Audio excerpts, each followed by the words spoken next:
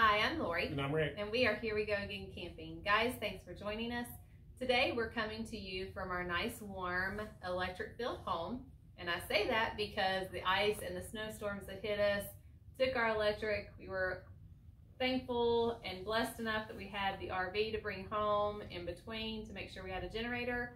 But we also thought we'd share with you all some of the checklists that we go through when our camper is in storage. Yes, guys, thanks for stopping by and checking out this video. Give us a thumbs up if you like it or if you find it helpful. Subscribe to our channel and hit that notification bell so you can get our upcoming videos. But stay tuned.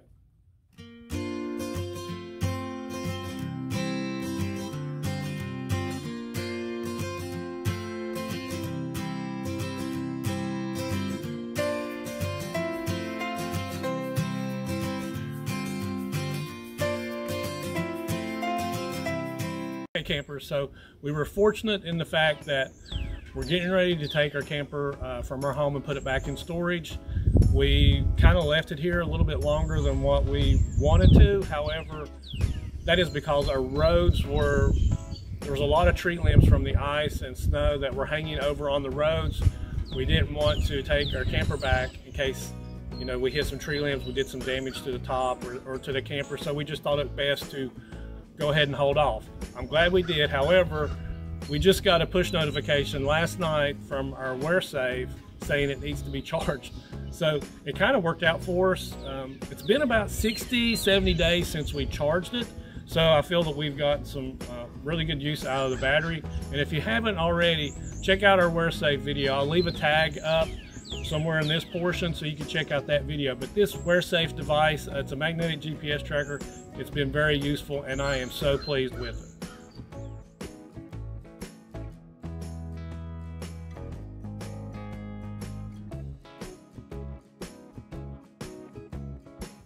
All right, so let's just dive on in.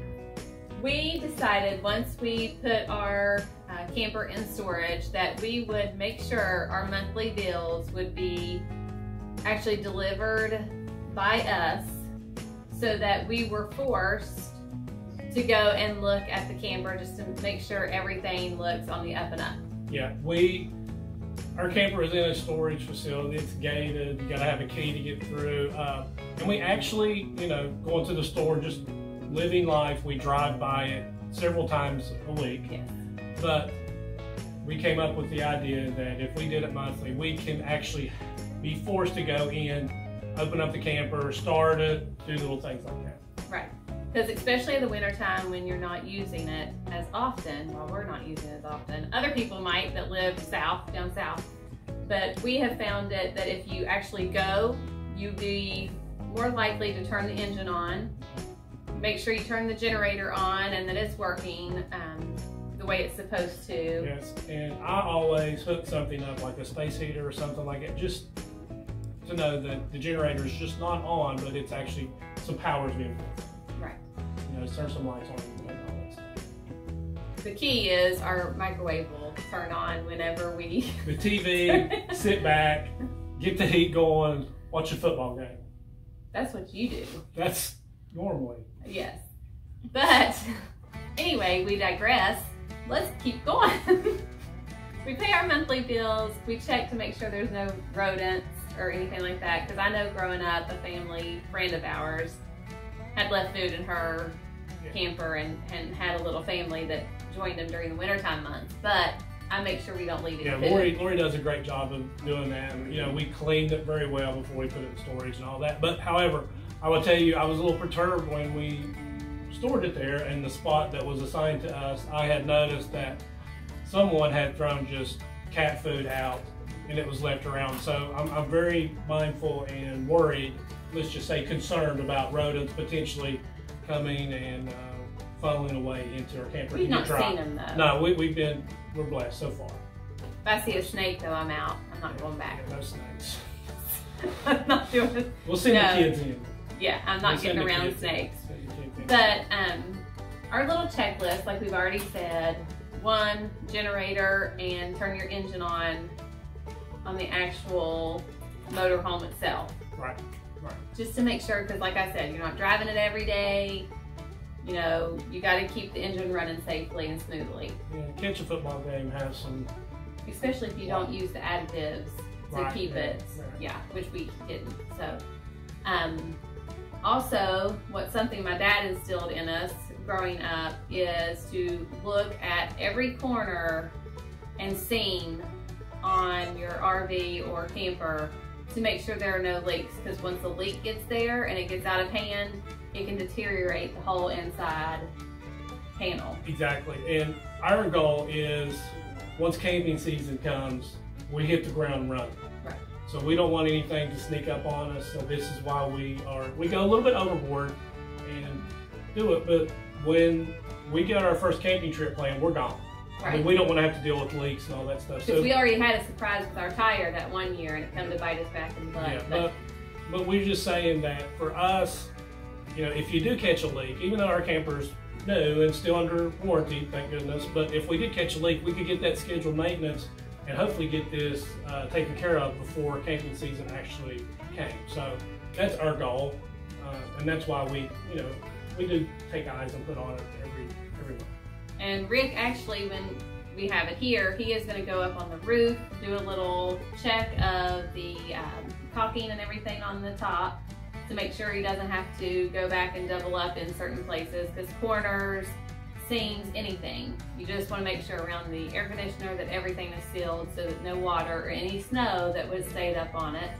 Because I'm telling you, when the snow melted, we had the camper tilted a little bit and a lot of water came off of it. Absolutely. A lot of water. A lot of water. And, you know, it's just a good idea for everybody to be doing these things. Right. So not only did we check for leaks, we also checked the exterior, checked the tires for wear and tear or any problems there.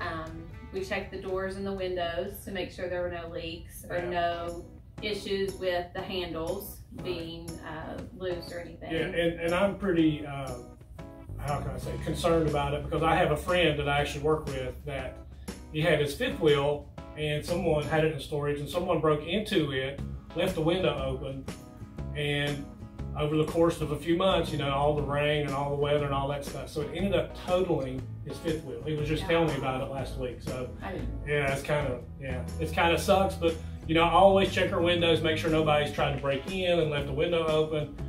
But you know, that facility over there has been really we've had no issues whatsoever. But I'm still going to go at least once a month and check it. Well, that's a good idea, and it gives him that TV that he wants to watch around just himself. Yeah, and not the kids or the dogs. I mean, there's only so many in the house, so I've got to go to the man camper. Is that what it's called now? The man camper? Yeah, it's my camper. All right. But for us, it's time, and we'll be doing this in the next couple of weeks, taking it, getting the inspection sticker, getting the maintenance that is required, and getting it taken care of. So, like we said, we will be ready to hit the ground running and go on some major camping trips, because we're ready. I'm ready. Having the camper here is just totally, man, it's got me juiced up to go camping. And I've been telling him to get rid of it because it's just depressing that we can't.